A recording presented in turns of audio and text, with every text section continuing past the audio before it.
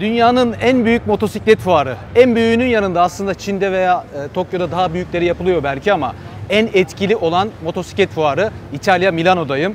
EICMA motosiklet fuarındayım. Burada birçok modeli size göstereceğim, tanıtacağım ama ilk girdiğim hol Honda'nın bulunduğu hol olduğu için Afrika TV ile başlayayım istedim. Direkt karşıma çıktı. Adeta sanki direkt benimle başla der gibi. Direkt Afrika TV'nin karşıma çıkınca ilk bölüm Afrika TV'nin olsun istedim. Zaten en son incelememizde de Afrika TV'nin 2019 kasasını incelemiştim hatırlarsanız. Adventure Sport versiyonunun. 2020'de artık tamamen yenilendi. Kasasıyla, duruşuyla, teknolojisiyle, motor bloğuyla her şeyiyle yenilendi. Evet 2019'u andırıyor. Renkler ve dizayn olarak evet andırıyor ama tamamen yenilenmiş bir motosiklet, bir model söz konusu aslında. Önce şuradan başlayayım. Ben ilk gördüğümde, ilk baktığım yer kaynak işçiliği oldu. Dedim ki hani 2019 Adventure Sport'lardaki kaynak işçiliği çok kötüydü. Acaba bunda da öyle mi diye. Yani çok daha iyi düzeltilmiş diyemem. Yani müthiş olmuş. Ha evet elden geçmiş, işçiliği düzeltmişler diyemem. Kaynak işçiliği çok kötü değil ama şasinin yapısı değiştiği için kaynak işçiliği göze batmıyor. İki parça şasi kullanmışlar. Bunun yanında tabii tasarıma kısacık değineyim. Abi Honda mühendisleri kızmışlar, sinirlenmişler. Demişler ki ulan bir Afrika TV'ni çıkardık 2016 yılında. Efsane modeli geri getirdik. Bütün kullanıcılara hitap ettik. Parası olan olmayan bütün kullanıcılara hitap eden bir motosiklet oldu. Yol yapmak isteyen de, arazi yapmak isteyen de motorlarımızı tercih etti. Bir beğendiremedik be kardeşim demişler. Tasarımla başlamışlar. Demişler ki bizi kızdırdınız, çok kızdık. Bu kızgınlığımızı ifade edelim demişler ve kızgın bir bakışa sahip olmuş yeni Afrika TV'ler. Yani zaten LED sistemliydi eskileri ama yenilerinde de LED sistem ama kızgın bakışları olan böyle atılgan, ısırgan bir bakışı olan bir tasarıma kavuşmuş. Bunun gibi yenilikler var ama önemli olan motor bloğundaki yenilik. Çünkü 2019 daha önceki kasalardaki motor bloğu hani alt devirleri nedeniyle çok böyle memnun etmiyordu kullanıcılarını. Yani biraz zayıf kalıyordu. 6000 devire kadar daha böyle istekli, güçlü, torklu bir motor isteği vardı. Dolayısıyla motor bloğunu 998 cm3'ten 1084 galiba 1100 cm3'e çıkararak orta devirlerin de güçlenmesini sağlamışlar.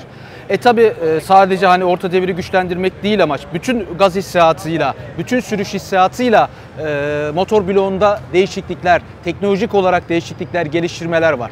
Tabi kullanmadığımız için, test etmediğimiz için bilmiyorum ama 1100 cm3'e çıkararak dolayısıyla motor bloğundaki o eksikliği gidermeye çalışmışlar gibi düşündürdü bana. Bunun haricinde teknolojiyle de donatmışlar. Gösterge panelini gördüğümde böyle bir hayranlıkla bakıyorum. Böyle dokunmatik bir gösterge paneli koymuşlar ama böyle bastırmalı bir dokunmatik gösterge paneli. İçerisinde sürüş modları, traction kontroller, işte ABS açıp kapama, engine brake, power control. Bunun haricinde teker kontrolü eklemişler üzerine. Tabii viraj ABS'si de eklenmiş. Sadece ABS kontrolünün yanında, ABS'yi kontrol edebilmenin yanında viraj ABS'si eklenmiş. Viraj deyince viraj aydınlatması da var. Zaten ön farın altındaki aydınlatmalar o işe yarıyor. Hemen altında da küçük bir gösterge paneli var. O gösterge panelinde de işte total kilometre, o andaki hızınız ve yanda da sanırım vites göstergesi ve işte motor sıcaklığı, arıza lambası, yağ lambası, traction kontrol, ABS gibi lambalar var. Yani bu herhalde biraz daha böyle geçmişe atıfta bulunmak için koyulmuş galiba diye düşünüyorum. Çünkü yukarıdaki gösterge paneline baktığınızda yani müthiş diyorsunuz, başka bir şeye ihtiyaç duymuyorsunuz. Alttakinde herhalde böyle bir tasarım olsun, geçmişe atıfta bulunalım diye düşünmüşler. Tabii gidon takozlarına baktığımda, bu kontrol tuşlarına baktığımda o falan dedirtiyor. Hatta böyle bastığımda oynuyor buralar. Yani çok böyle Goldwing tarzında böyle o kadar çok tuş var ki bu telefon kontrolü, fonksiyon kontrolleri, gösterge panelinin kontrolleri, ortada bir joystick, yanlarda işte favori atamalar, işte geriler, ileriler, dörtlüler, bilmem neler, cruise kontrol, onu da ekleyeyim tabii, cruise kontrol de eklenmiş. Yani bayağı bir şeyler var yani abi burada. Çok çok değişmiş. Yani eskisiyle alakası yok bunun.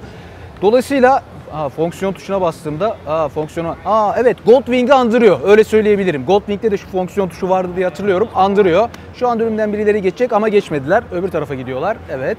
Evet öbür tarafa gittiler. Bunun yanında bir de selede bir değişiklik olduğundan bahsediliyor. Sele öne doğru daha da inceltilmiş deniliyor. Hatta ben gözle görülür bir fark var. Evet, öne doğru daha inceltilmiş.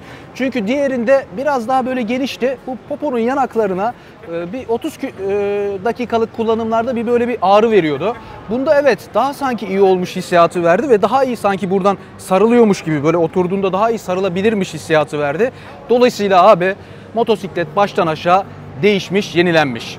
Şöyle de bir güzelliği var. Lastikler tubeless olmuş.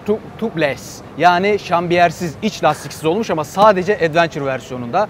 Diğer düz versiyonunda yine tube type yani iç lastikli versiyonu da geliyor.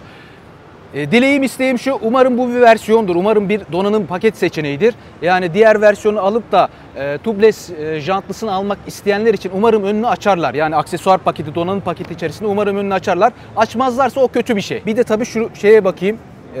Şu oynayan camı da göstereyim size abi. Hop hop. Hani diyordum ya bu cam kısa kalmış falan diyordum ya. Böyle yanlardan 2 mandal koymuşlar. Hop uzatıyorsun. Böyle bir ses yapacak bir mekanizmaya da pek benzemiyor. Yani şu motosiklette benim hani neyi beğenmeyebilirsiniz veya sen neyi beğenmedin diye sorarsanız şu aynaları beğenmedim abi. Şu aynanın köklerini siyaha boyamışlar. Onu beğenmedim. Başka neyi beğenmedim? Başka da abi vallahi kullanmadığım için çok güzel bir hanımefendi geçti önümden. Kullanmadığım için şimdi çok da fazla böyle eksilerini ön plana çıkarmayayım ama güzel bir motor olmuş.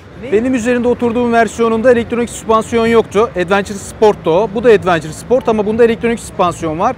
Tahminim yani talep üzerine donanım paketi halinde satılacak bu. Yani isteyenler elektronik süspansiyonlu haliyle satın alabilecek diye düşünüyorum.